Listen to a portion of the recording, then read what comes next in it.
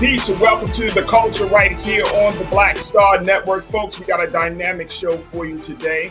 We're going to first start off our conversation discussing Ukraine and Russia, the latest updates as Russia decides to cut the fuel for the country of Germany and the impact that it has there. We'll be checking in with our analyst, Dr. Gerald Horn, to break it down, to tell us what are we seeing and the implications that it will have on the American people. Also, let's talk a little bit about what's happening with President Trump, the insurrection investigation that was launched by the Department of Justice as a result of what we've been seeing from the January 6th hearing committees. So now DOJ is saying, let's talk to some of the witnesses about the President Trump's role in the January 6th insurrection. Also, as we talk about that, let's talk about the fact that it looks like the former president is falling from conservative grace as many strong allies of the president are now deciding to move on. And guess what? They're looking at Florida Governor Ron DeSantis as their as the savior of the GOP. I'm going to break down who and what is happening there. Later, let's talk about how one woman said that she applied to Target for many cases. And because she was black and her name is more ethnic, she didn't get the job. But then she finally applied, put a different name on there, put a different ethnicity on there, and she got an interview. We'll break it down and look at how Target and other corporations are dealing with not calling black people back for opportunity. And then later, I got something special for the Trends Posting Doing the Most. We'll be talking about Bo Jackson and so much more. So stay with us, folks. We got a lot to get to on today's edition of The Culture right here on the Black Star Network. Let's go.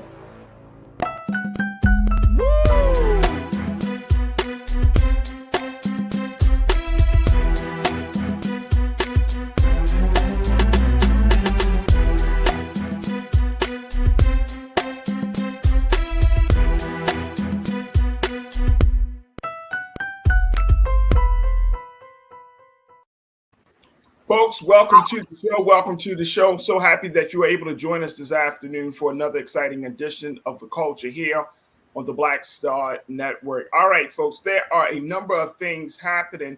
And of course, as we have been seeing over these past couple of months, this situation with Russia and Ukraine continues to be a sore spot, not just for America and its allies, but also for the rest of the world.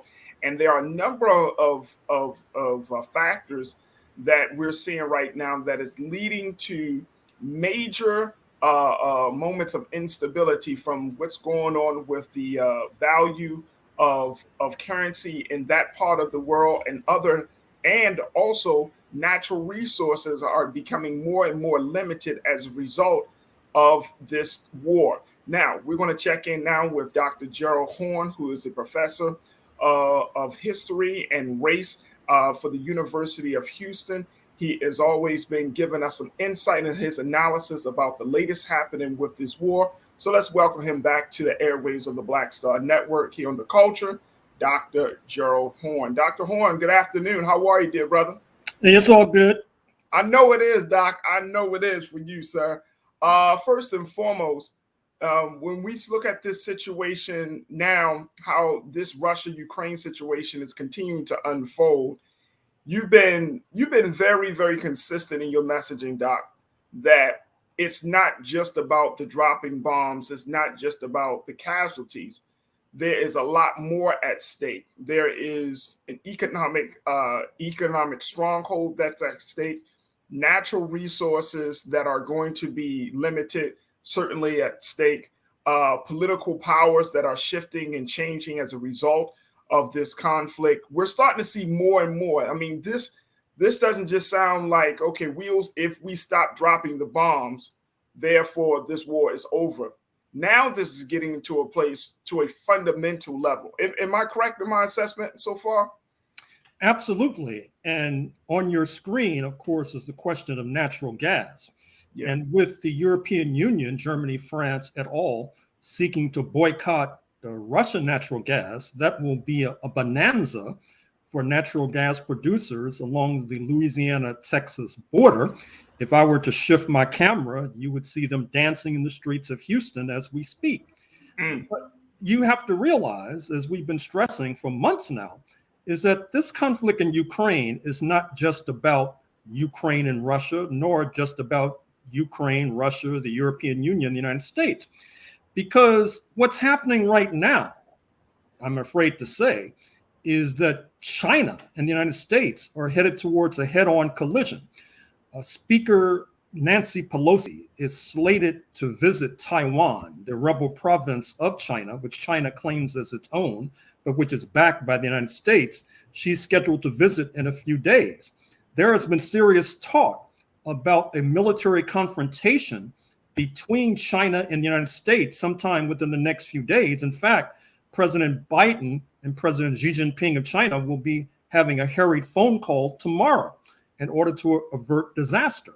Now, the scuttlebutt is that China supposedly has seen what has happened with regard to Russia and the Ukraine and feels that the United States may be a bit overstretched and that this may be an opportunity for it to reclaim what it considers to be its lost territory. And then the last time I was on your program, we were talking about the United States confrontation with Iran, egged on by the Israeli lobby. So what's happening is that the United States is becoming increasingly overstretched. Ukraine is just one aspect of being overstretched. At the same time, prices are going through the roof. At the same time, you have homelessness that is skyrocketing from the Atlantic to the Pacific. And increasingly, many of our engaged constituencies are wondering, when will Uncle Sam turn his attention to these pressing domestic problems? Big pressing domestic problem. Now, speaking of, Doc, you're talking about the situation with the fuel. There are a number of countries as well as stakeholders in the oil industry and here and abroad that's wondering the way that Russia is distributing their fuel, Russia being one of the top producers of oil, the way that oil is being used, that it's being weaponized. And I want to share with folks this quote that we're seeing that came out of the New York Times. Take a look, folks. Russia cuts gas flow to Europe and intensifying fears it is weaponizing fuel. Now, this is what came out of the New York Times. Check this out, folks. It says that the EU energy ministers, they're set to meet yesterday to weigh a 15% reduction in gas use, specifically because of fears that the Kremlin could create artificial shortages, threatening heat and power generation over the winter. As if to confirm such worries, Gazprom,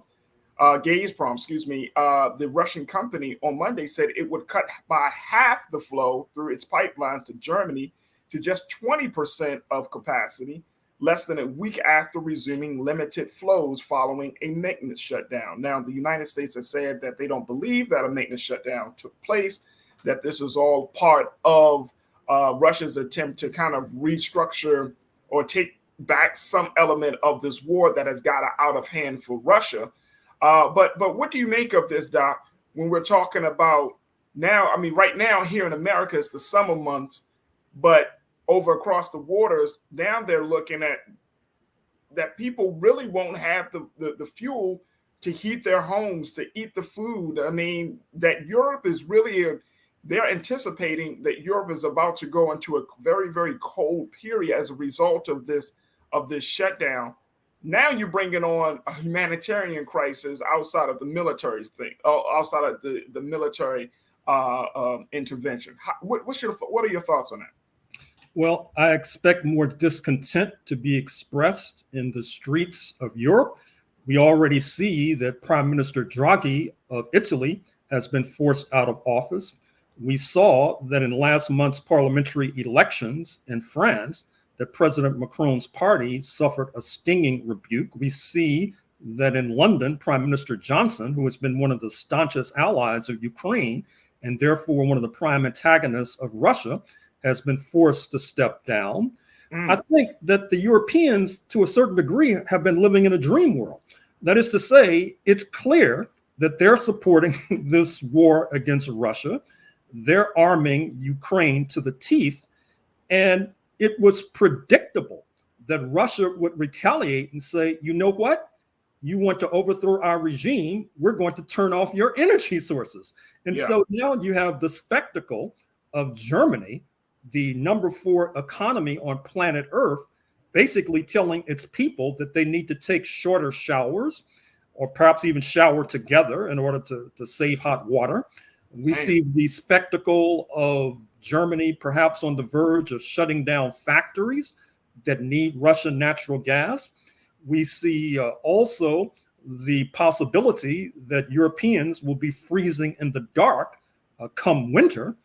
And we also see that on the US side, despite all of this rhetoric and propaganda about the underdevelopment of Russia, the 11th largest economy on planet Earth, we see that Russia has just pulled the plug on the International Space Station, which NASA, the National Aeronautics and Space Administration, cited in Houston, had been using as a platform for further explorations into the heavens.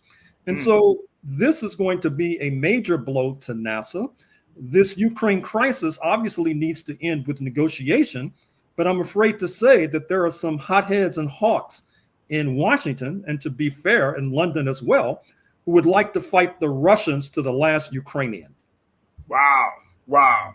Let's take a couple of questions and some thoughts from our watchers here right now, Doc. As folks are checking in, folks, you can post your comments on our YouTube pages and on our Facebook page as this is streaming live as we talk to Dr. Gerald Horn from the University of Houston. McCall, it's always good to hear from you, sis. You posed a question to the good doctor here. You said, question, Doc, does Europe have oil/natural gas so that they do not have to depend on Russia? How does that work, Doc? What's going on with that? The short answer is no. Now, certainly within the last few weeks and months, the Europeans have been scrambling. You saw Prime Minister Draghi, just before he was forced out of office in Rome, made a harried visit to Algeria to try to cut a natural gas deal to supplant Russian natural gas. You saw that Chancellor Scholz of Germany made a harried trip to Senegal in order to get the Senegalese to move forward on a natural gas plan. You saw Ursula von der Leyen, the head of the European Commission, that is to say, a kind of president of the EU, fly in a hurried, helter-skelter manner to Azerbaijan, a former Soviet republic, to try to broker a natural gas deal. I've already mentioned how the Europeans are trying to get the natural gas from the United States of America, but it's difficult to transport natural gas all the way across the Atlantic on a ship after it's liquefied. The port facilities in Europe have yet to be built, whereas the pipelines from Russia into Europe have been built. And so the Europeans basically are in a real pickle now, and I don't see how they're going to escape. Sophia, you checked in. McCall, again, thank you so much, sis. Good to hear from you. Sophia, always good to hear from you as well. Sophia, you checked in and said, look, I'm so glad I'm out of the military. I learned a long time ago not to write a check, quote unquote, talk smack. My butt couldn't cash or follow through. She's talking your language. Dr. Horn, she is talking your language. Is that one of the big lessons that we're gleaning from this whole confrontation? Well, yeah. I mean, it's like me going to war with the bank that holds my mortgage. I mean, I'm one individual and they're an entire capitalist corporation. So the Europeans have this idea that somehow they're going to go to war with their major energy supplier. Our energy supplier says, okay, you can do that, but at the same time, we're going to cut off your energy. I mean, you wonder what these guys were thinking.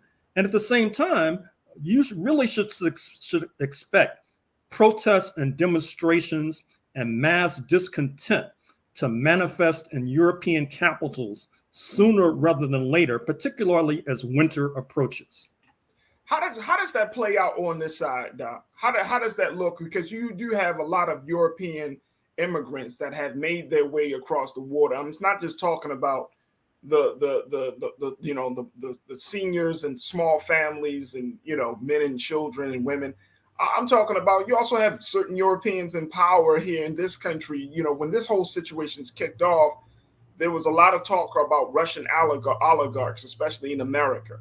So with all of this is happening, how does that influence the relationship that America has with its Russian immigrant community and with Russian power brokers in the country? Well, for the most part, the European populations in North America are hostile to Moscow. That includes the Russian American population as well. And you may recall that in past decades, the United States has tried to manipulate the European immigrant populations against their home countries. Recall the 1947 election in Italy, for example, when the United States scrambled to mobilize Italian Americans to vote, to reach out to their relatives in Rome and in Naples so that they would vote against the left, which they promptly did. But keep in mind as well that the contradiction is, as represented in the recent memoir by John Bolton, the sacked, disgraced national security advisor under Mr. Trump. He mentioned in this memoir that Mr. Trump and those who back him consider the European Union to be enemy number 2 behind the People's Republic of China. And so there are those in European capitals who feel that this pickle that they're in right now, which may benefit U.S. natural gas producers, may not necessarily be an accident, and that it's weakening this so-called antagonist of the United States and making this so-called antagonist more dependent on the United States of America. We got another question, Doc, coming from Nisa. Nisa, always good to hear from you, sis. 1971, Nisa said, this has me wondering which African nations will be able to make deals with Europe for natural gas or petroleum. Great question. Doc? Well, I've already mentioned Algeria, which is sitting in the catbird seat. I think I mentioned on this program some months ago that Algeria basically had Spain and Italy squabbling to see who would be in the pole position to benefit from Algerian natural gas, which is a turnabout from the bad old days of colonialism when European nations would manipulate one African nation against another. I should also mention that Nigeria stands to benefit, the most populous nation on the African continent, the largest economy on the African continent. It has petroleum that it can ship northwards into Europe. And I also expect Egypt to be sitting pretty, not necessarily because of its natural resources, which it has some, but it has a privileged position with Saudi Arabia. And we already know that Saudi Arabia will be shipping barrels of petroleum, not only to the United States, but to the European Union.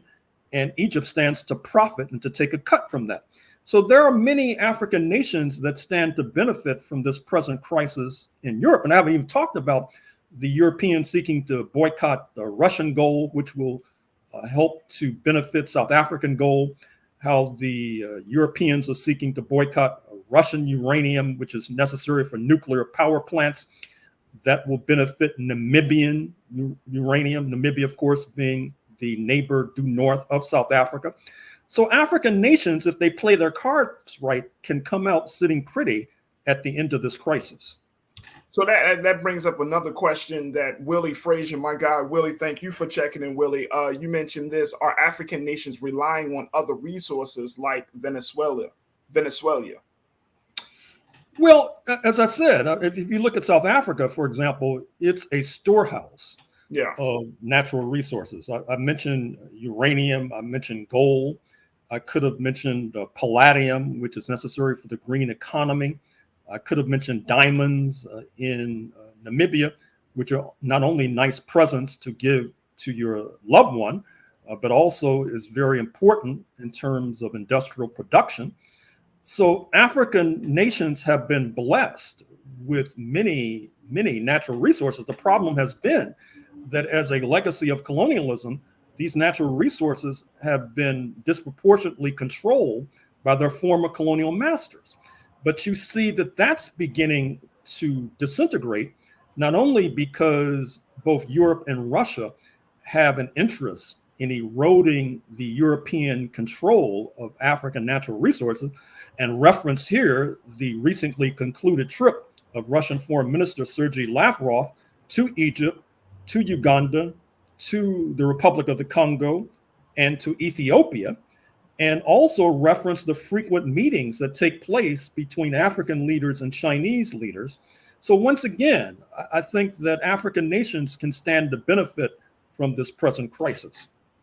Doc, we got maybe about a minute and a half or so left. I want to try to squeeze in two other questions. One is coming from my guy, Mike V. Mike asks, can Dr. Horn speak on the new formation of the VRIC, Venezuela, Russia, Iran, China military formation? Well, what's happening is that the United States, I'm afraid to say, is creating a number of antagonists. And they're driving these antagonists. I'm not surprised. They're driving these antagonists into each other's foreign policy. And so you have this motley combination of Russian nationalists, Chinese communists, Iranian Muslims, all coming together. Your comrade Mike mentions Venezuela, which of course is also in the doghouse as far as Uncle Sam is concerned. And I could have mentioned the BRICS, Brazil, Russia, India, China, South Africa, which also is putting down a marker and challenging Washington as well.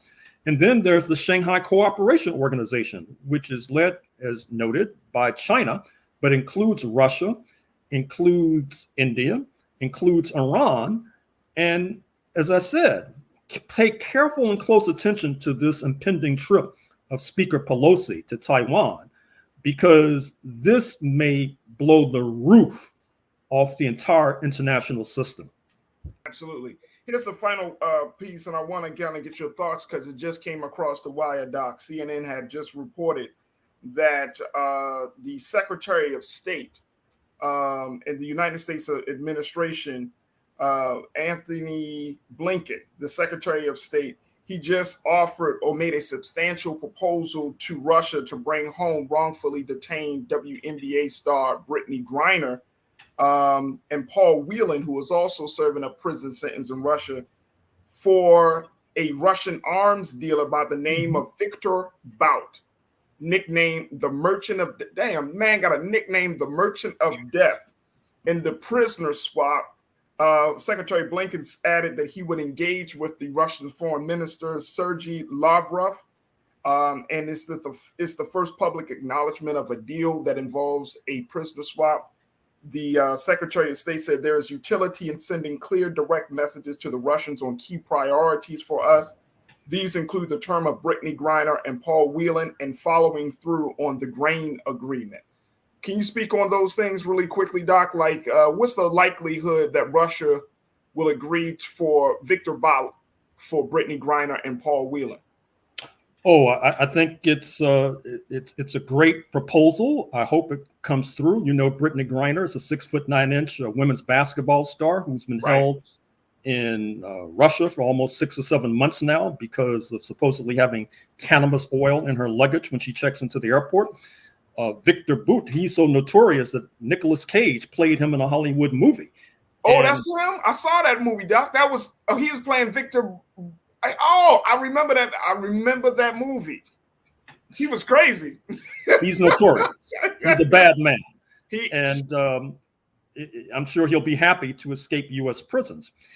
The grain deal, recall that just a few days ago, a deal was brokered by Turkey that would allow Ukrainian and Russian wheat and grain to finally be shipped into places where there's starvation, such as Somalia. That's also a very significant turn of events. So I'm glad to see that Secretary of State Blinken is finally earning his salary. Awesome. Dr. Gerald Horn, who is the Moores Professorship of African American Studies and History from the University of Houston. Doc, it's always a pleasure, and we can't say it enough. Thank you for the continued great work and scholarship that you provide on this show and in the books that you have out there to enlighten our people, to give us a very, I would say, honest, accurate, and clear view of history now, history then, and its impact on us right now. So thank you so much for your great work. It's really a pleasure to get connected with you on this basis. Doc, thank you, Doc. Thank you for inviting me. Absolutely.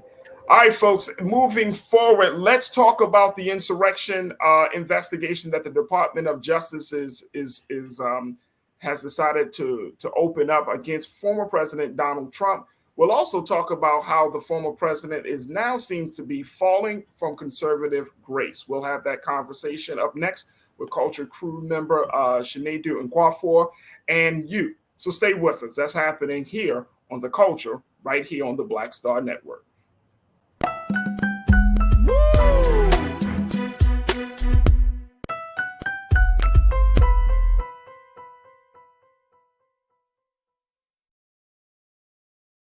Don't you think it's time to get wealthy? I'm Deborah Owens, America's Wealth Coach, and my new show on the Black Star Network focuses on the things your financial advisor or bank isn't telling you. So watch Get Wealthy on the Black Star Network.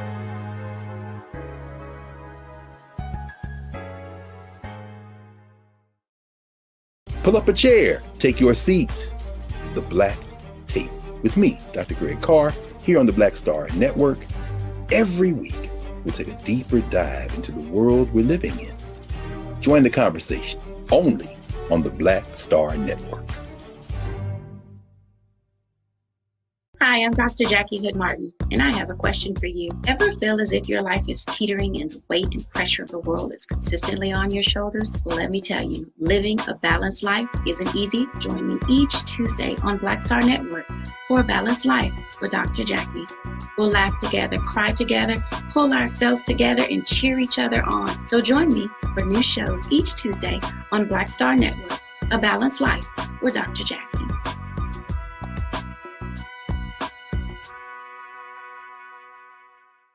It's time to be smart.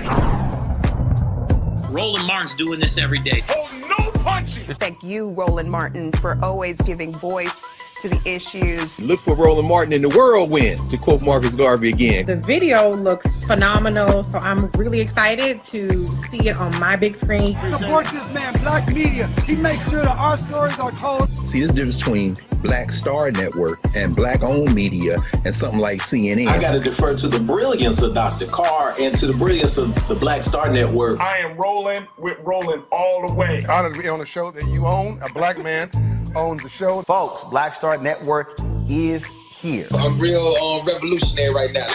Roland was amazing on there. Hey, Black, I love y'all. I can't commend you enough about this platform that you've created for us to be able to share who we are, what we're doing in the world, and the impact that we're having. Let's be smart. Bring your eyeballs home. You can't be Black-owned media and be scared. You dig?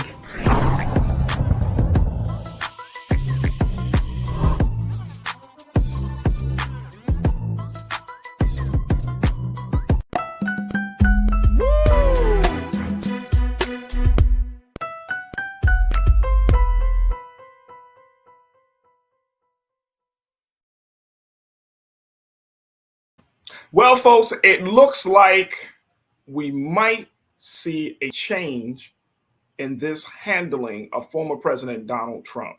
The Department of Justice has announced that it has officially opened up an investigation. Now, is the investigation criminal? No, but it is. They are asking a number of key witnesses to provide some testimony as to what happened on January the 6th, and more importantly, why the president decided not to stop the violence on that fateful day. Now, as a result of that, here's what's been reported by the New York Times. Federal prosecutors have directly asked these witnesses, especially in the past days, and this is just days after the final January 6th hearing that we saw last week, but in recent days, about former President Donald Trump's involvement in his efforts to reverse his election loss. Now, this is what comes from a person familiar with the testimony said on Tuesday, suggesting that the Justice Department's criminal investigation has moved into a more aggressive and politically fraught phase.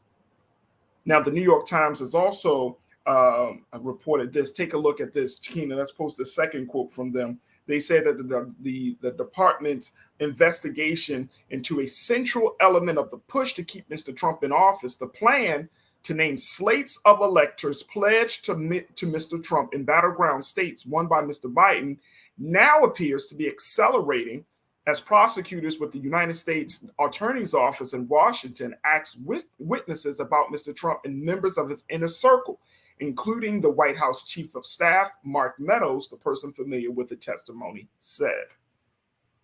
Now, this seems to be opening a door that President Trump might suffer some consequences as a result of his inaction on January the 6th, and most importantly, as a result of his meddling into the affairs, into the proceedings of a national election. Here to share with us his thoughts, give us his insight is my big brother, Brother Shinedu Nwafor, who is a diversity, inclusion, equity specialist, and who is one of the most great critical thinkers that I've come across. So, Brother Shinedu, thank you so much for being here with us this afternoon. How are you? I'm wonderful, brother. Thank you so much for having me. You're welcome. As always, you're welcome, dear brother. As always, you're welcome.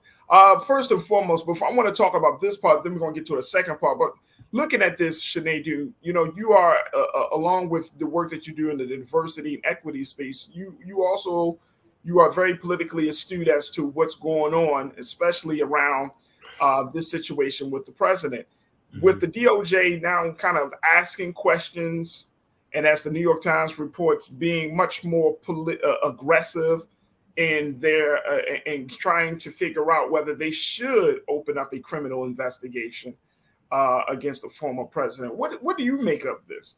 Do you think that the reckoning of Donald Trump's shenanigans is coming to an end? I really do. Well, I hope so. Because remember, y'all, we have to remember that this is America and anything can happen. Anything, brother. All it takes is for, not saying that Ukraine isn't big enough, but one huge global thing for us to divert our attention. Yep. But I do know that Merrick Garland, shout out to Merrick Garland, who's running the DOJ. Maybe you should have let him get through the Supreme Court nomination, Mitch McConnell, but we're going to leave that anywhere. But Merrick Garland is very meticulous in what he's doing. And I think Merrick Garland is very forthright. And he said it multiple times that nobody is above the law, and anybody that try to subdue our elections will have to be held accountable. And what I find interesting is, do y'all remember in 2016, is it 16, 17 maybe, when it was the whole idea of Russia, when it was a foreign entity, everybody was on board that we shouldn't allow foreign entities to disrupt our elections. And we have to face that precedence that what happens when the entity is internal, what happens when the entity is homegrown. And we see the same concept that comes on with violence and domestic terrorism, et cetera, et cetera. But I think the buck has to stop here. It is time that we have to make an example of Donald Trump, because if we don't, even though it's the seat of the president, no seat of government is above anybody idealistically or above the law. And if we don't make an example, worse is to come. So I feel like there was probably a lot of pressure on Merrick Garland, the Attorney General, as a result of the January 6th hearings. And, I've been reading what some people have said, and this is interesting. And folks, y'all tell me if this is something that y'all picked up on as well. So post your comments and we'll get to your comments in a moment. But I think it's interesting, Shinedu, that people have said, even though, and I'm saying based upon the polls and the data, they said that even though that these January 6th hearings weren't widely watched by a lot of the American people, and that few people are swayed in their opinion about President Trump and his role of January 6th, that it does mean the flip side is that it has huge implications. Like, at least it showed, and even though, and I don't know if this was the intent of the committee, but it laid out a lot to think about in terms of showing the the culpability of the president Mm-hmm. in this situation, right? Mm-hmm. Like it seems to me like it put enough pressure on Merrick Garland and gave him enough ammunition for him to say, you know what, we need to open up an investigation. I actually think, if honest, Merrick Garland is very smart and he's very meticulous. In my opinion, I think Merrick Garland was always going to open up an investigation as deep without these hearings, you're saying? Without these hearings. However, I think Merrick Garland played like a coach. He knew that this move, you know how sometimes in football, and I'm not even the best football watcher or avid football, but sometimes when you're close to get a first down, rather than do a long throw, you do something real small. You do a real small, you get about 2 or 3 yards on them, and then you can start back at first and goal or whatever. I think that's what Merrick Garland did. I think he allowed the January 6th Commission to bring all of the information up in the way that they did, because had he launched the investigation on his own, it would have been a Democratic witch hunt. That's what the Republicans would have said. But because this is a bipartisan commission, it actually gives him a lot more room to make statements and say, this is what the bipartisan committee, this is not a Democrat, it's not a Republican problem, it's an American coalition of elected American officials with people from your party. These are subpoenaed officials who worked for the last administration, who, respecting the law, told the truth on what happened. So I think it makes his story a lot stronger. And I would even go further with people like Letitia James, who is looking into Donald Trump as well in New York. I think every piece it's like an orchestra.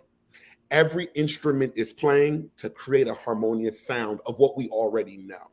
But I think everybody is playing this very, very carefully in this orchestra to make sure that not one piece is missing.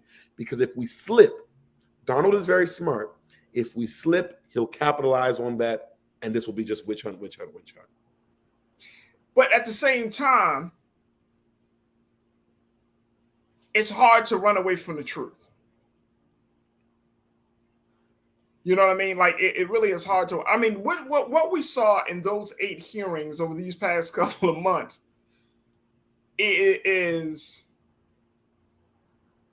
undeniable. What I think, and to your point, the fact that the committee is bipartisan, right? Even though you still got people who have a grudge against the president, like a personal grudge against the president, the fact is they sat on the committee. But what I think is even more damning, Sinead, are the witnesses themselves. The stories, Cassidy Hutchinson, the story of the sister who worked down in Georgia as one of the poll workers. Yeah, vote workers. And the level of harassment her and her mother suffered. I mean, when you hear these stories, it's like, wow.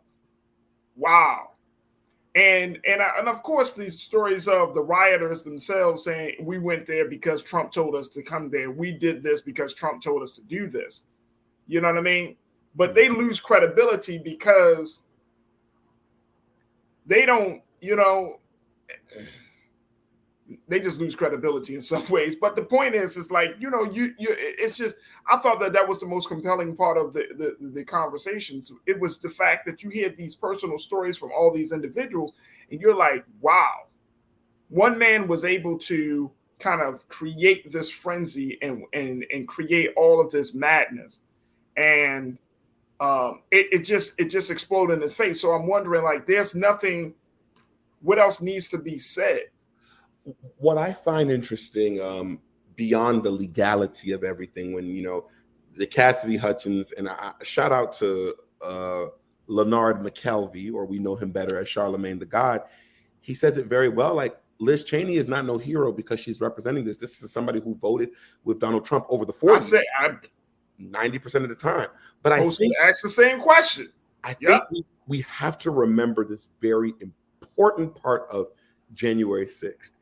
And it took place in 2016, if I'm not mistaken. When Donald J. Trump made that statement that I could shoot somebody in Fifth Avenue and nothing would happen, that's what we saw on January 6th. He preempted himself. That was a proverbial shot on January 6th, where he could do something, lead to an insurrection, and in theory, nothing would happen. Yes, people are getting tried now, and he's being tried, but that is part of why we got here. And although everybody is stepping up to say Cassidy and everybody, and in my opinion, there's so much excuse and heroism thrown on people who are now speaking up, who are part of the Republican Party. Y'all waited for a day. Right. That's like saying being around a terrorist. Right. And waiting for the day that they initiated physical terror to call them a terrorist.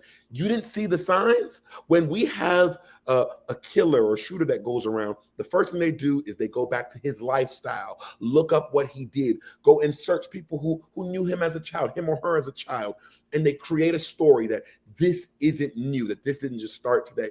My issue is I think people are trying to save their ass. They know that this man is no longer in the power position. Now everybody wants to flip.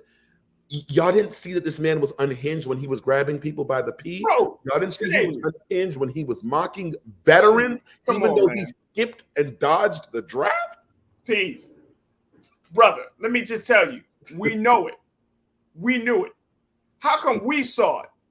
Before he even announced he was running for president, we was like, this guy's not fit for office. When he was flirting with the idea, we were like, he's not fit for office. Mm-hmm. When he announced he's not fit for office, I mean, we all knew it.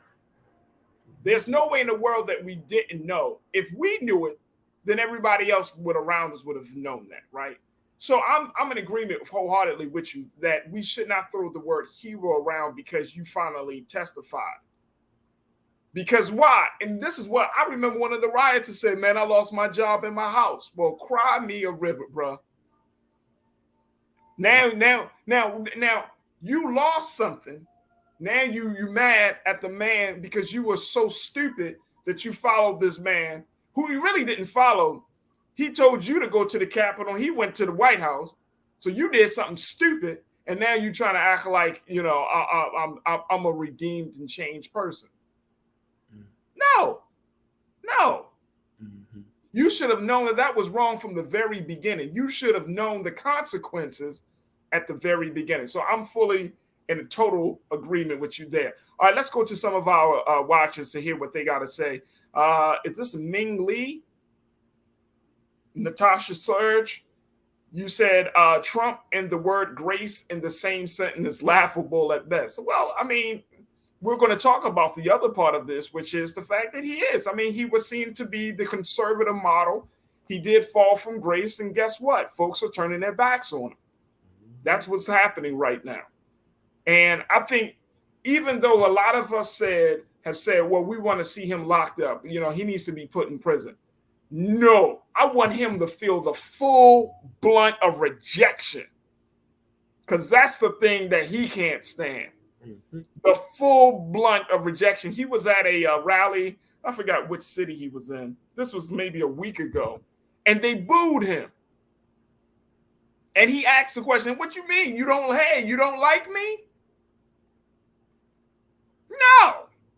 Now, this again, I'm going to always stand on this place when it comes to Trump. Just because you reject him doesn't mean that you reject his ideology. That's the rejection that I'm looking for. I don't care about him as a person and as an individual. Trump can jump off the scene today. But then if you have a Ron DeSantis coming in tomorrow, it doesn't matter. It's the ideology that we need to uproot. Mm-hmm. So I appreciate the comment on that one. All right, MF, you checked in and said the idea is that government is of the people, citizens by the people, elected and for the people. Citizens have decent lives based on laws and policy. Voting is our voice. Well, let's add to this very quickly, MF. Voting is our voice, but I would say this. Our mouth is voting. Our voice is our work. I'm going to say that again. The instrument by which we usher in change, or that we want change, is the vote. Okay, we know that. We understand that. We don't need to go down that road. Mm-hmm. But the real work is you vote and then you make your vote a reality. You go to work in your local community, your respective city. You go to work to make that vote real, right? And you get involved, you get engaged, right? From a local to a state level, and then of course to a national level. That's it. But we have to say you got to vote, then work. Because in America, we don't like to work. We want this thing to fall in place, Sinead. Mm-hmm. You know what I mean? Just with a vote. As if this system is that well put together. Mm-hmm. You know what I'm saying? Like the system is not that well put. It's not a well-oiled machine. Yes, it votes, and I mean that part of it might be handling itself. But the point is that the well-oiled machine part is you got to vote, and then guess what? There is still some level. We still have to take responsibility for how we vote, who we vote for, and what we vote for. So that requires work. That requires us to go and get involved. What's your take on that, bro? Thank you, MF. I was going to also remind my favorite thing about this country. I don't care what nobody say. All politics is local. All politics is local, bro. It's all local. Was it last week that Maryland did its primary? I was very shocked by the amount of people that did not vote. And I think we talk so much about national stories and national press and national elections when we forget that 9 times out of 10, the national laws don't hit us as hard as the local ones.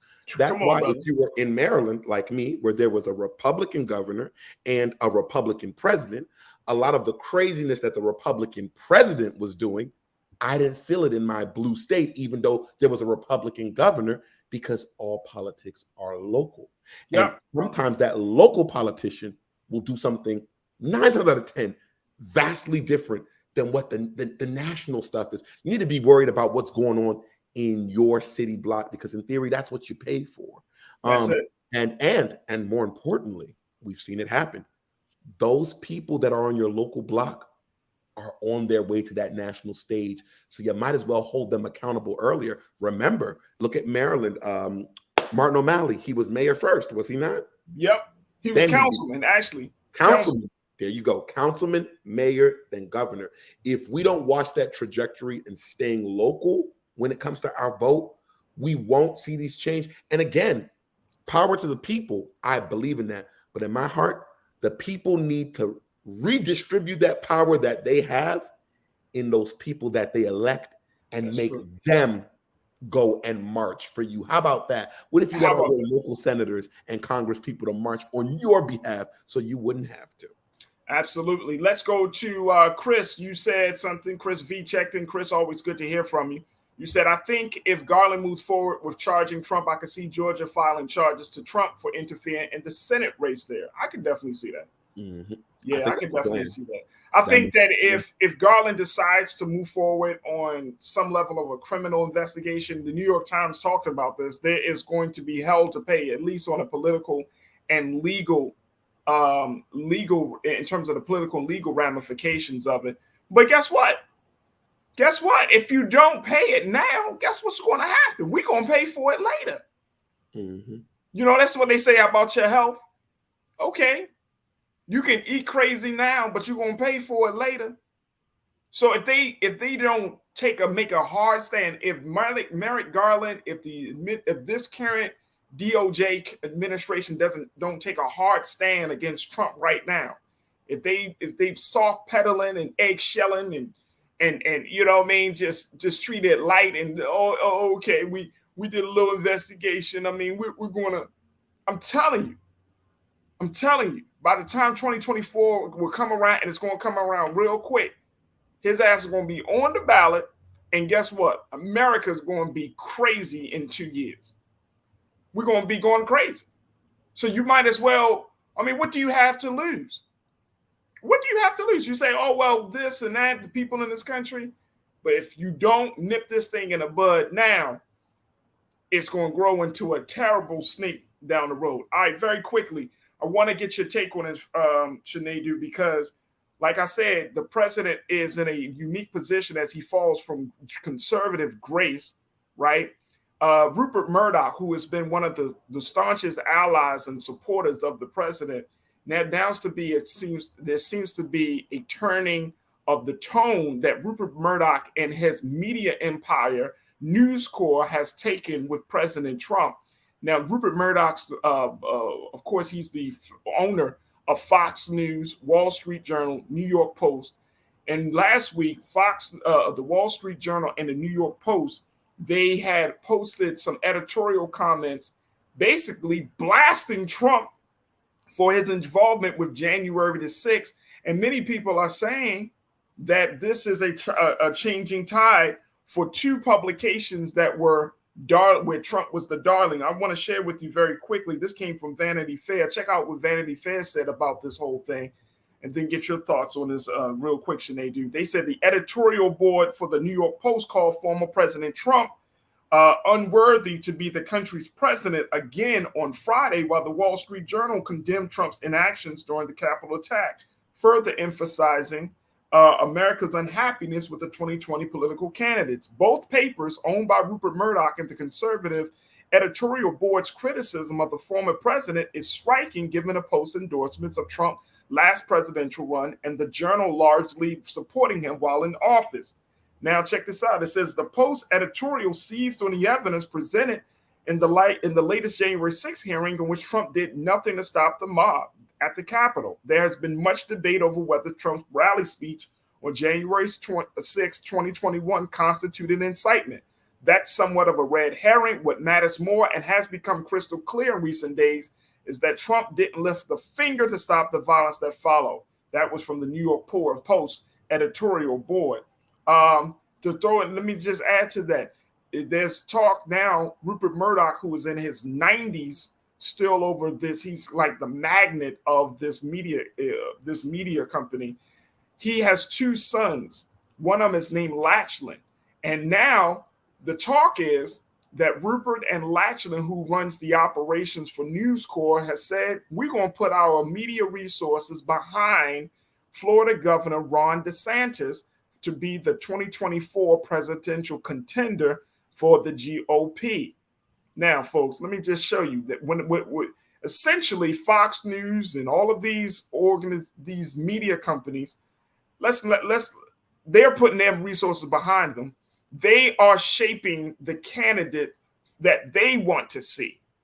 Because why? They have the platform to influence how people see their candidate. Now, we talk about journalism. This ain't journalism.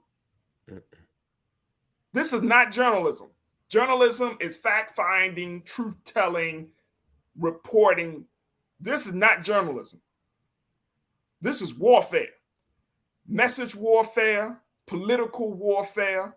And as a result of that, we're seeing that Rupert Murdoch is saying, hey, Trump, you had a good run, but we're going with the young man down in Florida right now. Especially, and I shared with you folks, y'all remember, Trump's poll numbers, especially among the GOP, has actually declined significantly as a result of the January 6th situation. So real quick, Sinead, what's your take on that? Man, a wise man once said business is warfare, right? Woo! Woo! Rupert Murdoch, I've been following this man who runs News Corp, this Australian guy, for a year. First of all, I'm surprised he ain't dead. He's an old man. But what he's doing now, people need to remember that this is not new. I'm going to take y'all back to my 9th grade history class where we learned about an American politician and businessman by the name of Boss Tweed. He used to run all the things in New York. He was a big political figure, and everybody had no issue with him until he got a scandal. When they caught that he was, siphoning money and doing, illegal, illicit things. And all of a sudden they kept asking everybody, who did it? Who did it? And it's a political cartoon where everybody is pointing to Boss Tweed. But my question is, where were you when he was doing it? Rupert Murdoch has now figured out that this is no longer good for business. Yep. What Rupert Murdoch is doing today is no different than what Shell Oil will be doing tomorrow when they're selling us clean energy. Ron DeSantis is money bags today. He is what before Donald. He's new money right now, Sinead. Trump is old dirty money. Old news. And not only is he old news, he's not. You can't. He's not sellable anymore. But the new fire is in, and Although I appreciate Rupert Murdoch for quote unquote telling the truth, I feel like this is manufactured truth because it's truth, but it's being reproduced as fortified truth. It's not being used in the real way. This is a kind of insidious truth. And it's unfortunate, but at the same time, I hope Donald gets the picture that he's out, because that's going to be a real battle that we're going to see in the next year or two. He going to get the picture. He's getting, look, let me tell you something. All of this stuff that's coming out, he knows. He probably already had a conversation. Like I said, Rupert Murdoch is still at the top, but it's his son, Lachlan, that is like, and let me just show you, one of my favorite shows of all time is based on the Murdochs. And Shanita, you know exactly which one. It stars Brian Cox. It's called Succession. One of my favorite shows. Good one. And you're talking about a man at the top of a media empire. He Waystar, one of my favorite shows, folks. Y'all got to check it out. But the point is, these guys are operating from a different place. They're not operating from, oh, we're going to, just provide you with we adhere to the great principles of journalism. No. They're talking about influence. They're talking about power. They're talking about what keeps the money going. And right now, Sinead, you hit the nail right on the head, bro. Donald Trump is, funny enough, you use the term old news. He old news. You old money. All right. DeSantis, he the new. He the exclusive. The exclusive flavor of the month. You know what I'm saying? He the flavor of the month, bro. Like, yeah, he actually got government experience. He a sure bet on our side. You're not selling, man. And out of all people, and that's what I'm saying, like, for me, it's not just about locking him up. I want to see Donald Trump get that feeling like, yo, you just not hot no more. You know what I'm saying? Sometimes you could just break a man down who thinks the world of himself. You could just say, you just not the guy no more. So sorry. And they probably didn't even apologize. They just say, well, Donald, this is business. You know something about business. Business is business. Nothing personal, Donald. But you're not good for business. You're bad for business. And it was also reported today that Senator Ted Cruz broke on his allegiance with Donald Trump by backing one of a candidate who is going against a Trump-backed candidate. And so people are turning their backs. Mitch McConnell, same thing. But let's not lose the sight of this, folks. Just because you turned your back on Trump doesn't mean that you're good for America. I'm just going to let y'all know. You could turn your back on Trump today and still be a pariah for America tomorrow. Remember, so we have to make sure that we look at people for who they are, because guess what? It's all political expediency. It's all for political gain. All right, folks, we got to take a quick pause. When we move forward, let's have a different conversation about double standard and race in America. I'm going to share with you the story of one woman who applied for Target many times as a Black woman. But then the last time she applied as a white woman. How did they know the difference, or how did they not spot the difference? Her name and where she was from. We're going to break down the details, and I'm going to talk to our diversity, equity, and inclusion specialist, Brother Shanadu, to get us some insight about why we're still seeing in 2022 corporations that are profiling and discriminating against applicants. We'll have that conversation. And then later we're going to talk about Bo Jackson and some more stuff for Transpost and doing the most. So stay with us, folks. We got a lot to get to in the next hour of the culture right here on the Black Star Network.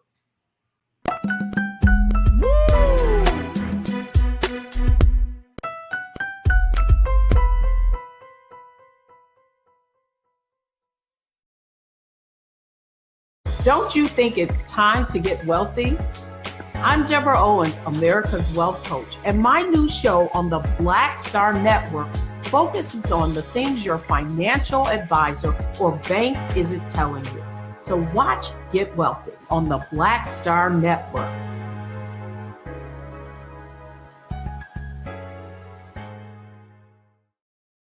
Hi, Hi, I'm Dr. Jackie Hood Martin, and I have a question for you. Ever feel as if your life is teetering and the weight and pressure of the world is consistently on your shoulders? Well, let me tell you, living a balanced life isn't easy. Join me each Tuesday on Black Star Network for A Balanced Life with Dr. Jackie. We'll laugh together, cry together, pull ourselves together, and cheer each other on. So join me for new shows each Tuesday on Black Star Network, A Balanced Life with Dr. Jackie.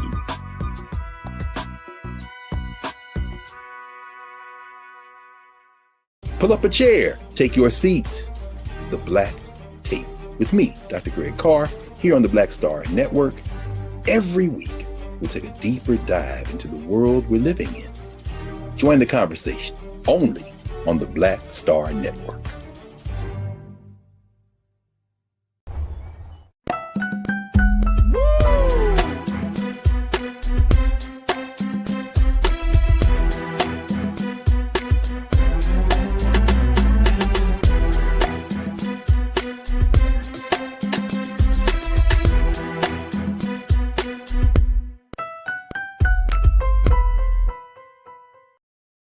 All right, folks, welcome back to the second hour of The Culture right here on the Black Star Network. Folks, we had a dynamic first hour.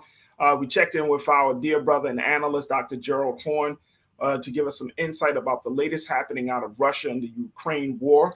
And we just talked a little bit about the insurrection investigation and the falling from conservative grace for former President Donald Trump. Definitely check out the conversations in the replay. All right, folks, for the second hour, let's start off the discussion talking about diversity. Let's talk about race. Let's talk about double standard. There seems to be an issue, and I think an unlearned lesson here for a lot of Black people in this country, that a double standard still exists. And most importantly, why are we surprised that there is one? All right, so that's my big question. Considering the story of Notori Green. Now, this is a Black woman in North Carolina. She said that she applied to Target a few times and was rejected for her job applications until she applied under a different race and less ethnic name. Now, Notori Green, she said that she had received several rejection letters. Take a look, folks. She received several rejection letters over the years from Target. But that once she changed when she applied for a position as a guest advocate by the name of Tori, a mixed race woman. She filled out the form for the same position she applied for weeks prior. This time, her application was accepted. She told the media, she said, "I'm not sure how it can be proved to be discrimination, but as a person of color, I can't help but to think that this is the reason." Now, let me just share with you. This is crazy, and that's why I'm so happy that we have our diversity, equity, and inclusion specialist, Brother Sinedu Okorafor. Brother Sinedu, talk to us a little bit about this, because there's so much more to the story. But I wanted to just at least get this first part, that this woman, she kept applying to Target for years as a Black woman, didn't get her application accepted, no interview. She applied under a less ethnic name, and as a white woman, she gets her application in, gets an interview. Is that what we got to do in 2022 to get a job nowadays? Yeah, I think it's funny enough. Every year we say, "Is that what we do in 20 this and 20 that?" That's what we do in America. That's right? what. And America is timeless. Come on, man. Nothing. In theory, things are changing, but holistically, nothing is really changing. We're putting Band-Aids on wounds rather than address where the actual cut is coming from, or where the bleeding is stemming from. This is very sad. And even with me as a name of Sinedu Okorafor, I have a couple of friends, a couple of my Muslim friends who, they say sometimes they want to change their name because it seems like maybe it'll make them more employable, that they don't want, hear this, maybe a name that makes somebody, think that they're a terrorist or this or that. And I have to remind people that your name has nothing to do with who you are. Okay. Last I checked, the colonizers who came here, the real terrorizers, they had the names of John Smith. But I think it's a level of comfort that we have put in discrimination, and it's very unfortunate of what this young lady has gone through, because in the corporate world, I see it every day at work where, you know, we have a DEI team, we have a DEI focus, we have DEI pillars, but it doesn't change how the diverse people in the company, quote unquote, are feeling. And just seeing this story reminds me of the folks who can't get housing when they go to buy a house, and they're quoted higher rates, and then they send their white friend and they're quoted lower rates. It's just rather unfortunate. And it's sad, and especially because you would think Target, rather than Walmart, you would think that Target would be better because Target has been very supportive of diverse businesses. You know, Target supports our good sister Tabitha Brown and so on and so forth. But I think people forget that racism to America is as air is to life. America is choked if they can't be racist, because it really is embedded in the DNA and the functionality of this world. And let's add to that, brother Sinead. You can't expect a corporation, and I'm not making an excuse for it. I'm just saying, and this is for every corporation. Like, you know, Target could be like, hey, we see diversity, we see inclusion, we want justice, we want equity. They can say that from the top. Mm-hmm. But when you go inside the stores, that may not be the values of the store manager. That may not be the culture of the store, depending on where you go, right? Mm-hmm. So you can't, I mean, you know, if you have hundreds of thousands of workers and you're trying to get them, like, it's a huge, and to your point, it's to try to uproot racist and bias from anyone's thinking in modern day America, especially white people. It's going to take some work. It's not just as easy. Oh, okay, I work at a job, I work for this company, I'm going to embrace their ideology around race and diversity. Therefore, I'm completely healed from the issues that I have. It's not like that. You know? Yeah. Mm-hmm. It's not like that. Now, here's what Target said. According to their spokesman, Brian Harper Tibaldo, he said that the store in Charlotte where Miss Notori Green saw the job was not hiring when she applied in May, and the position opened weeks later. However, according to Notori Green's rejection letter, they did not mention that the store was not hiring, and the position had populated when the woman searched for open jobs. It's one thing to say, okay, a person says discrimination. It's another thing when you get a bullshit answer, right? And then next thing you know, the person who got discriminated against can show you the receipts. Like, that's not what they told me. They got receipts. And then now you look crazy. You try to give that corporate shit. Yeah. And then you end up getting corporatized in the process. You just getting, now you look silly. Mm-hmm. Now, here's the thing. Here's the other part of it. Other part of it. And Sinead, you shared with me your expertise. Folks, post your comments. Let's talk about it more. The issue, Target, and I did not know this, but Target, which is a major retailer, check this out, Keenan, let's post this one. The major retailer was ordered to pay $2.8 million in 2015 after the United States Equal Employment Opportunity Commission found 3 employment assessments screened out applicants based on race and sex. In 2007, Target agreed to a $510,000 settlement after Kalisha White submitted an application under Sarah Brucker, while application under her real name was rejected at a store in Wisconsin. The second application got White an interview, even though the Brucker resume reflected less experience. Wow. Also, Economists at the University of California, Berkeley, and the University of Chicago sent more than 83,000 fake applications to 108 of the largest U.S. employers.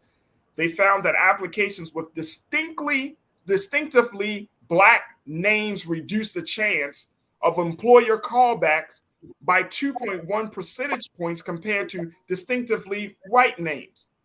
The researchers applied to the jobs with pairs of identical resumes, but with different names for the study, updated in February of 2022. Researchers also found that the white-Black callback rate is wider for roles where employees communicate with customers in person. Damn. So y'all know that I always had to work hard for my name to get a job. With my name like Farajii Muhammad, boy, I sound like I'm gonna let off a bomb somewhere. They did not. I'm serious, folks. Did. I was lucky in the sense, like, you know, working in media. People's like, Farajii. Oh yeah, I heard that name before. Oh, okay. But if I wasn't working in media, it would be like, what the heck who is he? But I think it's absolutely insane that this is the case. Now, here's why I think that it's important for us to have this conversation, Sinead. We act as if, and I'm saying as Black folks, we act as if we're surprised by the double standard that currently exists in America, especially when it comes to hiring practices, right? We act as if this is something new. We make jokes. This is a cultural thing that we do, folks. Let's keep this 100. We make jokes that when a baby is born, we don't give them too much of an ethnic name, because why? We say we want to get them accepted into college, certain colleges, and to have certain jobs. Tell me if I'm wrong. Damon Blissett, my man, King Lee, Chuck, y'all tell me if I'm wrong. Lana, Karina, Belinda, tell me if I'm wrong. Why is it, Sinead, that we still trying to bang our heads about the double standard, and we still trying to figure out why they not treating us right, why they not hiring us, why they not? Because there's a double standard. Why is that so hard to accept, bro?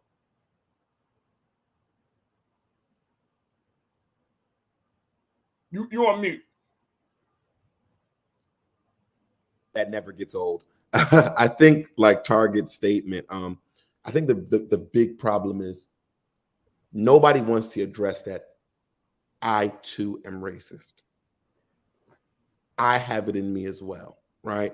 A lot of these corporations, companies, people, oh no, we're not, you know, because people say, oh no, like I'm not racist. I have a Black neighbor. I'm not racist. I marched with King. That don't mean shit. Like it could be so inherent. Because remember, in my opinion, theoretically, being white in itself as an American is racist, whether you know it or not. Now, accepting it and seeing life on other people's vantage point could be very, very helpful. It is really hard when you're a part of the other group. You know, when you think about Black people and Black identity, it's become so hard for so many of us to hold on. When you think about, for example, I'm going to start you forward and then take you back. In a company would say, we want the culture of our company to be dynamic. Dynamic meaning different meaning a variety, right? Right. That's what a company says, right? Right. Now, let me take you back to applicants. Let me say a couple of applicants. Let's say that there were a couple of Black applicants. Let's say there were a couple of Hispanic, Asian applicants. Let me take you back to their childhood, when their parents who immigrated understood that rather than be different, you actually need to blend in and be as white as you can, speak as white as you can, divulge or do away with what makes you unique, your culture, your representation. And they live their whole lives doing that. And now all of a sudden, you may have a Black person, Asian person, Hispanic person, that a company is now hiring to be diverse, and that person doesn't even know about their own culture because of that continuum. And I think people have to be very, very, very careful in how we allow or express cultural expression, not just at an older age, at a younger age, because now you have people there's a renaissance that people go through when they turn 18 through 35, I would say, when people are trying to find themselves, especially if you're an African American. You learn more about your roots. You learn more about, the decisions that you want to make as an adult. But it's that concept of having to hide thyself. It's a double-edged sword. You want more diverse people at your company, but diversity is also what keeps people away from your company, because you can't get too black because then you're radical. Right. You can't get too Hispanic. You can't get too Asian. So where does that leave us? Bro, and see, the reality is on this. Here's why I think it's a little bit deeper than just fake name, fake ethnicity on an application. The reality is that is two things are happening. One is you're forced to deny who you are for a job that won't pay you your worth. Right? So that's one. Two is this creates a two-ness. I think Frantz Fanon used that term, and correct me if I'm wrong, folks, and Brother Sinead do. I think he uses that term in The Wretched of the Earth, where he talked about the great trial of being black in America. There is a two-ness, that we got to be two people, right? You got to be this one person when you're among white people, when you're in corporate America. Then you could be this other person. And what does that do? That creates either a split personality, a person that suffers from schizophrenia. Because at a certain point, after a while, if you keep expressing yourself in a two-ness, then you really start to lose sense of who you are. If you spend a lot of time if you spend more time at the job than you do in your community, then you're going to start to break away from your community. Mm-hmm. Good example of that is O.J. Simpson.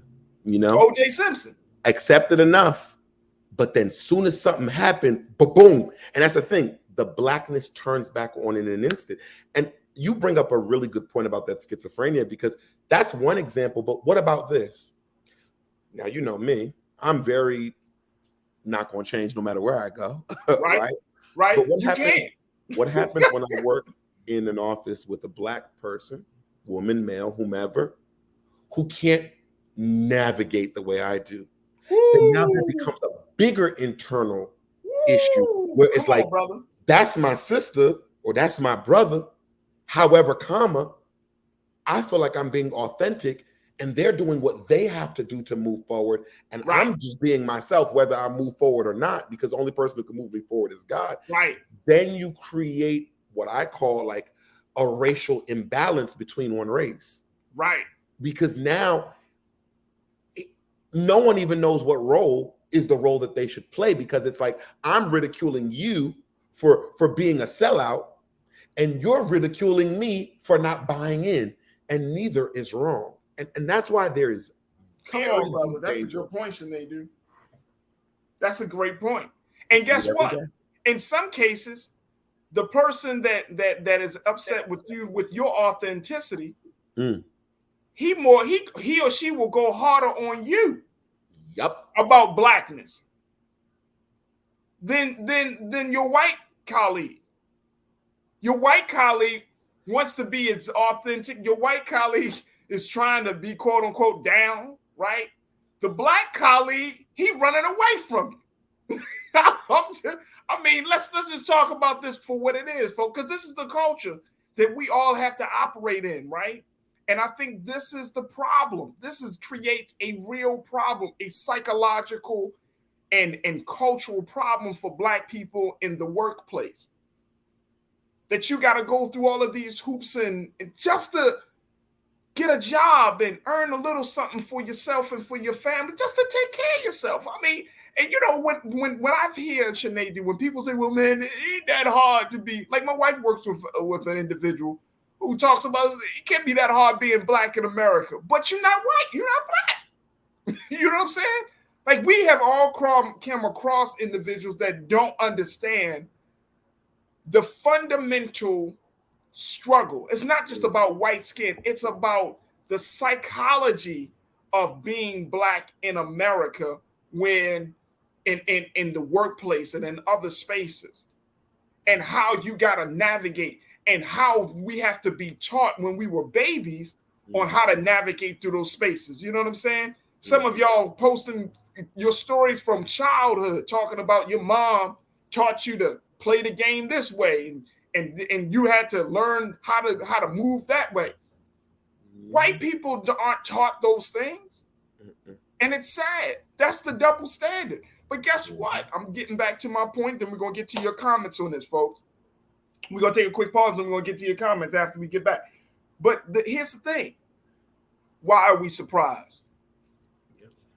See, I think that what will help to alleviate some of the burden, Sinead, of all of this tension, take some of the air out of the tension, is to accept the fact that we do live in a society where there is a double standard for Black people versus white people.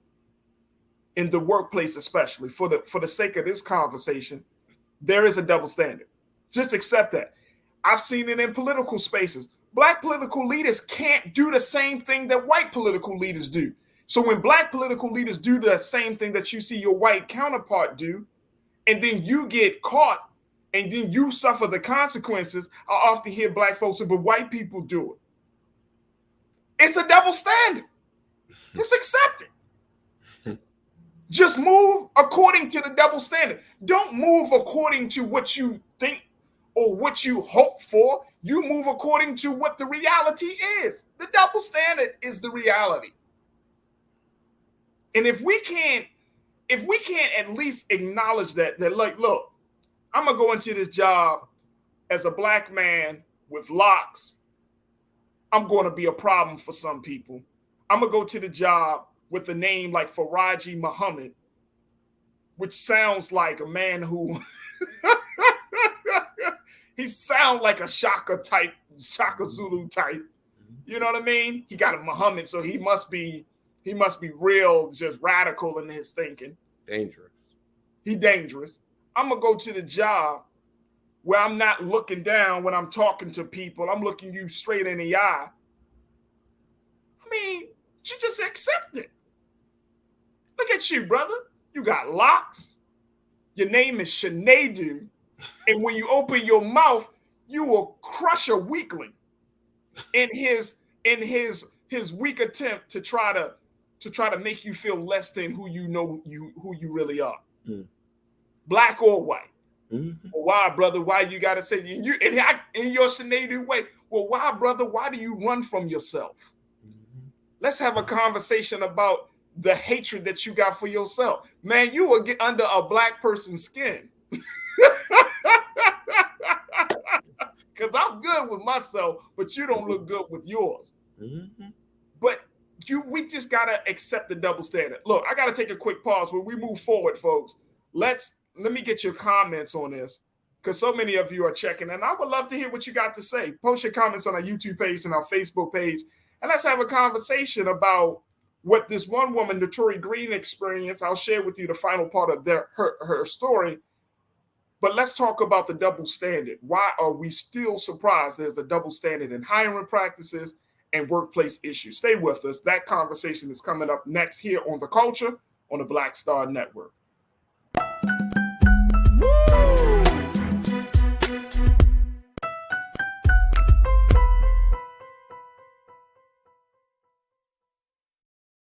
Pull up a chair, take your seat.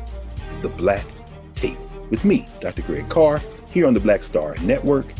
Every week, we'll take a deeper dive into the world we're living in. Join the conversation only on the Black Star Network. Don't you think it's time to get wealthy? I'm Deborah Owens, America's Wealth Coach, and my new show on the Black Star Network focuses on the things your financial advisor or bank isn't telling you. So watch Get Wealthy on the Black Star Network.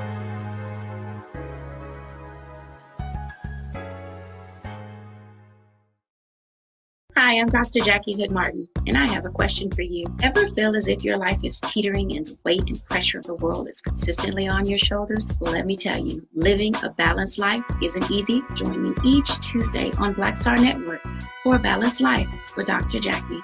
We'll laugh together, cry together, pull ourselves together, and cheer each other on. So join me for new shows each Tuesday on Black Star Network, A Balanced Life with Dr. Jackie.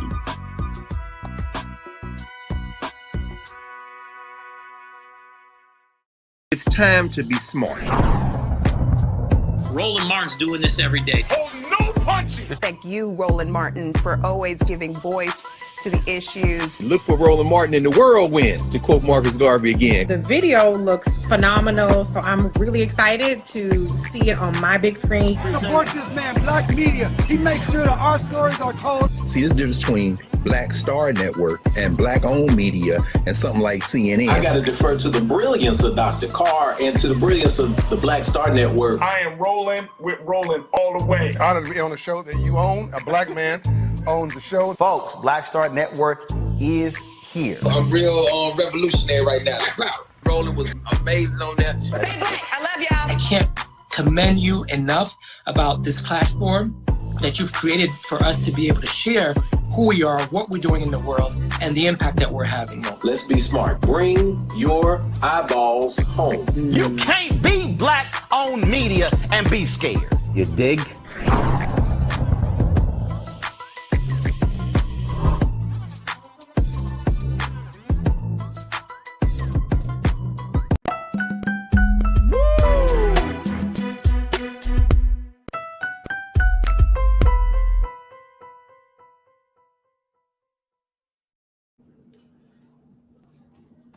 All right, folks, welcome back to The Culture. We've been talking about the story of a Charlotte woman by the name, a Charlotte sister by the name of Notori Green, who had applied to Target for many, many years as a black woman, which she is. However, she never got any type of, her application was never reviewed, nor did she get a call back. But it wasn't until she applied as a mixed race applicant by the name of Tori that she got a call back at a Charlotte Target.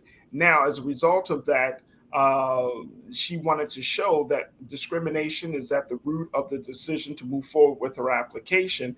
Target said that, look, they didn't apologize, just simply put it out there. Hey, the stores weren't hiring at the time that you initially tried. And once you did reapply as a white woman, they didn't say that, but they said once you did reapply, the position was open. Notori says, nope, that's not the case because that's not what I was told in my rejection email.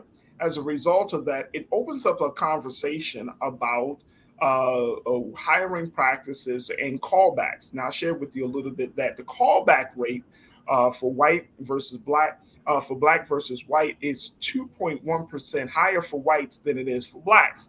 Now, that may not sound a lot, but considering that you have thousands of people who have applied for different positions in various industries, it speaks volumes about the number of people who don't get the opportunity to have their application reviewed, not even as to say they don't even get the opportunity to get interviewed. And so we're asking the question, or at least bringing it up. I'm bringing it up that, yes, we know there is a double standard that exists in this country. Why are we surprised when we see it take place? And so we've been talking about this with my brother Sinedu, culture crew member, who is a diversity, equity, and inclusion specialist. And I want to hear your thoughts on this situation for a few moments, because, folks, I'm always banging my head as to why we just can't accept it for what it is. Let's stop hoping that things are different. Let's stop wishing that things are different and just start accepting the fact that the double standard is real and we got to work from that point. All right, let me see my man, Brother Sinedu, and let's get to some of these comments here that folks are posting as they checked in. Let's start with Belinda. Belinda, always good to hear from you, sis. Belinda, you asked the question, when was mixed race on an application an option? What did she choose? What did she choose? Other? Probably. That might be the case. I mean, considering, if your name is Tori and you're a mixed race woman, then Target is probably looking at you. Now, they didn't totally deny her because she said she's mixed race. but she could not be her authentic self as a Black woman. But I think that definitely was probably an other choice on that application. Belinda, thank you so much for checking in. Sophia checked in again. You said, let me tell you, I remember a time being in uniform, being asked for another form of ID because I didn't look the part.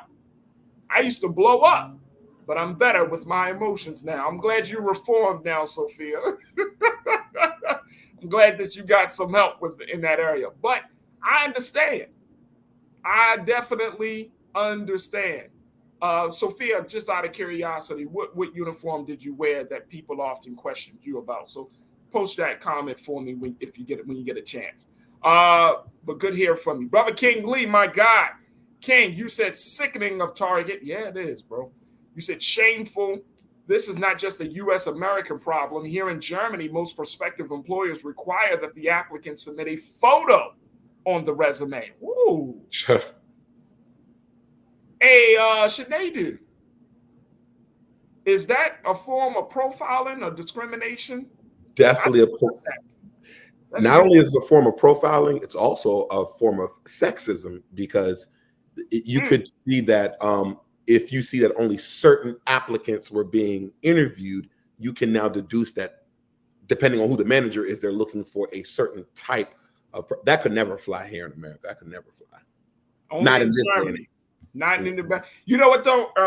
I watched this documentary, and I told you folks that I watched the documentary about the company Abercrombie and Fitch, and Victoria's Secret, and that's exactly what they did. They had a certain type for their models, right?